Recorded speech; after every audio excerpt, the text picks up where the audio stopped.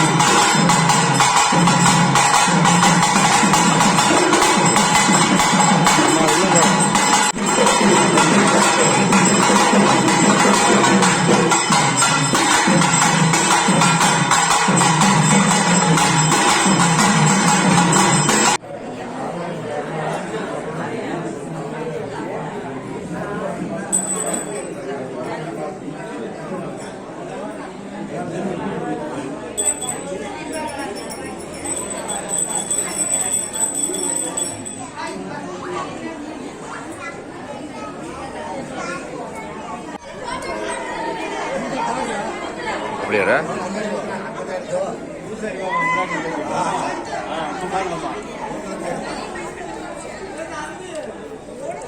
okay